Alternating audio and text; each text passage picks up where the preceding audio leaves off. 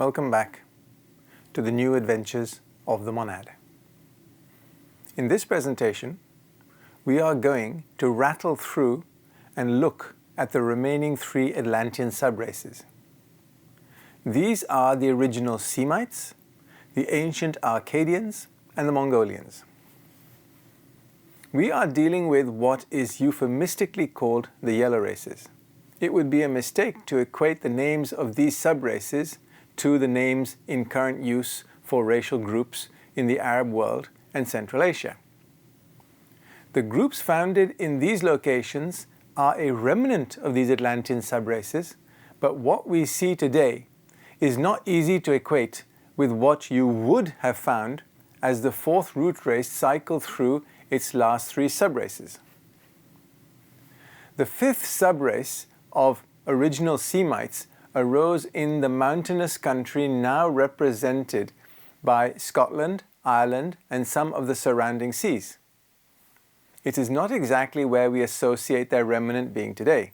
In this least desirable portion of Atlantis, they grew and flourished, maintaining their independence against aggressive southern kings, till the time came for them to spread abroad and colonize. They were turbulent and discontented, always at war with their neighbors, especially with the growing power of the sub-race that followed them, the Akkadians. So, not a lot has changed since then. It never ceases to amaze me how social and cultural enmities seem to perpetuate. I chuckle when people lump the Persians and Arabs into one homogeneous group, seeing them as a power block. I point out that these cultures have been at each other's throats for the last 5,000 years, and if you take into account what is about to be said, for a lot longer than that. The Semites leant towards a patriarchal form of government, and their colonists, mostly nomadic, almost exclusively adopted this form. Nevertheless, in the period 800,000 to 200,000 years ago, they developed a considerable empire and even took possession of the city of the Golden Gate. Ultimately, they had to give way to the Akkadians, the final overthrow being about 100,000 years ago. During the period 800,000 to 200,000 years ago, they spread both west and east, west to what is now the United States of America, thus accounting for the Semitic type found in some of the current Native American population, and east to the northern shores of the continent, which combined all that was then of Europe, Africa, and Asia. The ancient Egyptians and other neighboring nations were to some extent modified by Semitic blood, with the exception of the Jews.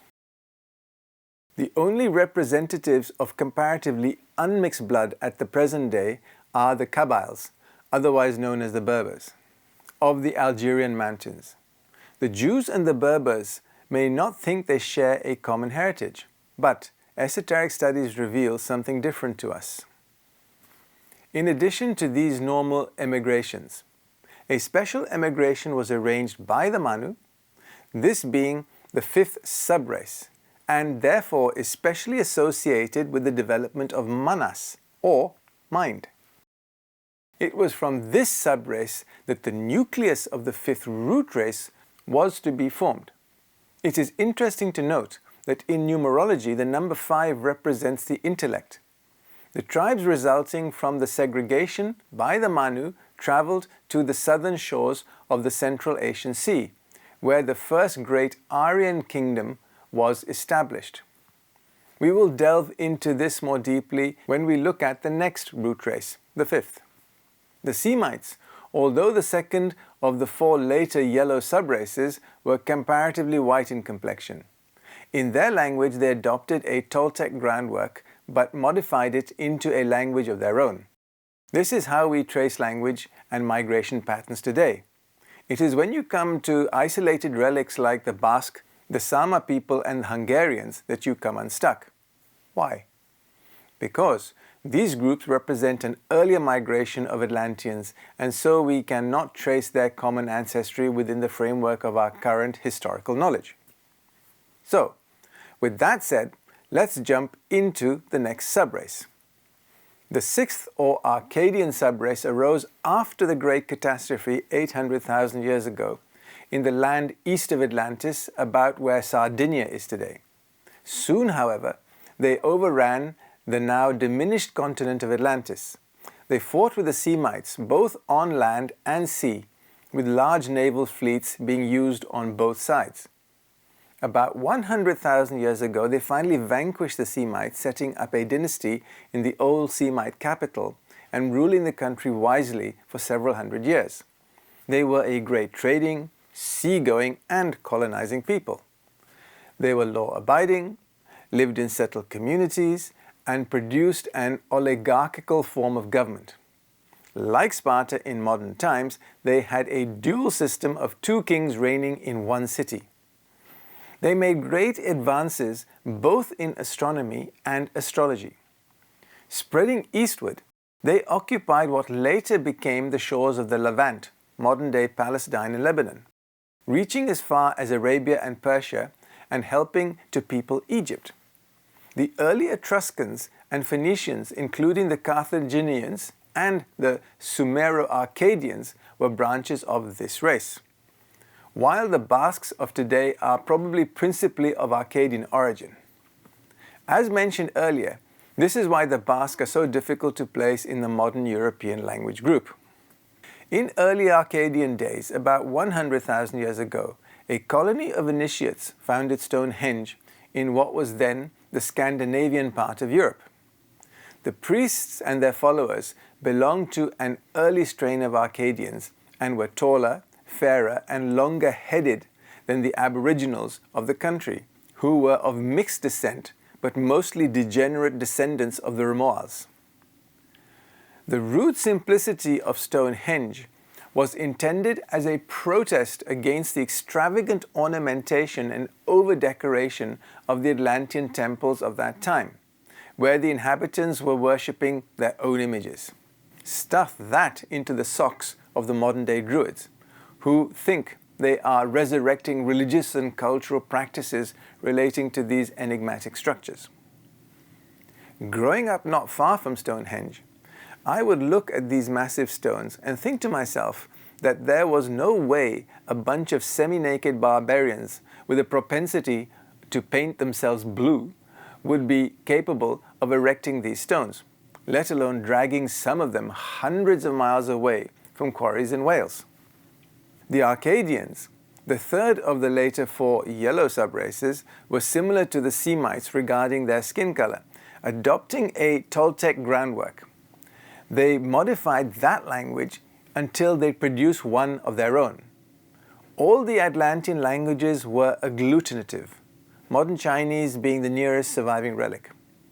In the fifth root race, the descendants of the Semites and the Akkadians developed inflectional speech. Designating this subrace as Akkadian limits one's perception as to who and what these subraces actually represented. We can now see the expanse of their cultural and genetic footprint. On to the last subrace. The Mongolian or seventh subrace seems to have been the only one which had not touched the mother continent. It arose on the plains of Tartary, a historical region of Asia and Eastern Europe, especially the high plateau of Central Asia and its northwestern slopes, which form part of the Tatar Empire of the Middle Ages. To put a pin in a map, let us place them in eastern Siberia, about 63 degrees north latitude and 140 degrees east longitude. The Mongolians were directly descended from the Turanian race, which they gradually supplanted over most of Asia. If you look back at what was said about the Turanians, you see a lot of the cultural habits that now flowed into the ancient Mongolians and then eventually filtered down to the much later descendants that we all came to know and fear in the last 2 millennia. The ancient Mongolians multiplied exceedingly well, so that even today, a majority of the Earth's inhabitants are technically belonging to it, though many of its divisions are so deeply colored with the blood of earlier races as to be scarcely distinguishable from them. They were a nomadic people and an improvement on their ancestors of the brutal Turanian stock, being more religious as well as more psychic than the Turanians. The government they adopted required a Caesarian or sovereign in the background, who was both the supreme territorial ruler as well as being a chief high priest. Wide as are the plains of Tartary, the Mongol tribes have more than once overflowed from northern Asia into America across the Bering Straits. The last of these emigrations was that of the Khitans, some 1,300 years ago. Who were the Khitans? The Khitans were a historical nomadic people from northeastern Asia, who inhabited an area corresponding to parts of modern-day China, Mongolia, and Russia from the 4th to the 13th century. They were initially engaged in stock breeding, fishing, and hunting, and later, under the influence of China, began to engage in farming, crop cultivation, and the building of cities. The Khitans have left traces which have been followed by ethnologists to tribes found in native North America. The Hungarians are an offshoot of this race, ennobled by a strain of Aryan blood, whilst the Malays are another offshoot, though degraded, according to Powell, by mixture with the effete Lemurians. It is novel to think of the Lemurians as being effete, as this would mean over-refined and having a tendency to show affectations, which itself means pretentious behavior. I always think of the Lemurians as being lumbering beasts of a people. Clearly, I have to do some recalibration. The Mongolians, this term being used to describe most of the people drawn from East Asia, is the last Atlantean sub-race in full force today. It has, in fact, not reached its zenith, the Japanese nation still having much to contribute to world history and culture. The Mongolians, like the Turanians, had a yellow complexion. So, that is it, our tour through the fourth root race. Atlantis is a mythical civilization and will not relinquish its hold on our imagination, and for very good reason. You now know that the Atlanteans, like all root races, had 7 sub-races, and the traces of those sub-races are alive and well today to such an extent that they still make up the largest proportion of humanity.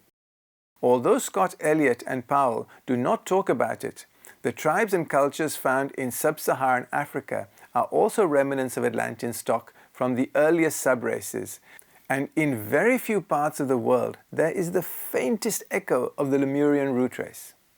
Now, let us progress to the 5th root race. See you in the next presentation. Thank you.